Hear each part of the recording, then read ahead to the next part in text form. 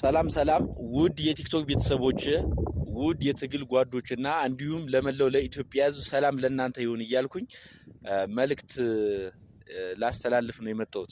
ቆይ እንዳታሳልፉት እስከ መጨረሻው አዳምጡ። እኔ ዛሬ ወደ እናንተ የቀረብኩት የመከላከያ ሰራዊትን ለማንቋሽሽ ለመሳደብ አይደለም። ከዚህ በፊት የነበረው የመከላከያ ሰራዊት እኮ ይታወቃል፣ ጀግና ነው፣ ታጋይ ነው። የኢትዮጵያ ሉዓላዊነቷን ዳር ድንበሯን ክብሯን አስጠብቆ ያቆየ ነው፣ ይታወቃል። እኔ የማስተላልፈው መልእክት ታጋይነን ነባርነን ስለ ኢትዮጵያ መከላከያ ሰራዊት ጠንቅቀን እናውቃለን ለምትሉት ነው። ጠንቅቀህ ታወቅ፣ ሴራውን ታውቃለህ።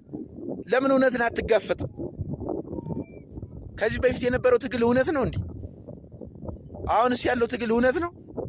ለምንድን ነው ግን እርስ በርስ የምንጫረሰው? ጎበዝ፣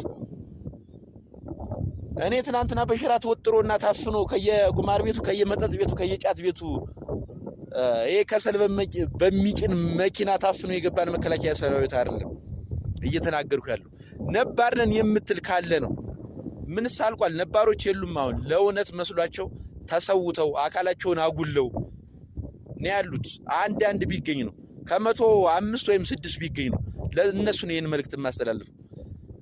ስለዚህ እውነታን እያወቅ ሴራውን ጠንቅቀህ እያወቅ አርፈህ አትቀመጥ። ላላወቁት አሳውቅ።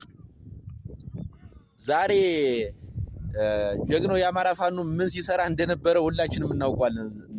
ነገር ግን ባጎረስኩ እጄን ተነከስ ሆኖ ዛሬ ደግሞ በተገላቢጦሽ ምን እየተሰራበት እንዳለም እናውቀዋለን። ስለዚህ በግዴታ ወደ ፋኖ መጠ ተቀላቀል፣ ፋኖ ግባ እያልኩኝ አይደለም።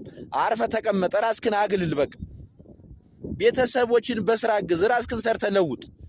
ውትድርና ምን ያህል አሰቃቂ እንደሆነ ጠንቅቀህ ታውቀዋለህ። በጣም አሰቃቂና አስከፊ ነው። ስንቶች ናቸው አካላቸውን አጉለው ደማቸውን አፍስሰው ዛሬ እንደ ኮንዶም ተጠቅሞ ጥሏቸው ስንቶች ናቸው መንገድ ላይ ያሉት? ስንቶች ናቸው የሰው ግንባር እያዩ ያሉት? ስለዚህ ብታስብበት ይሻላል። ጨርሻለሁ። አመሰግናለሁ።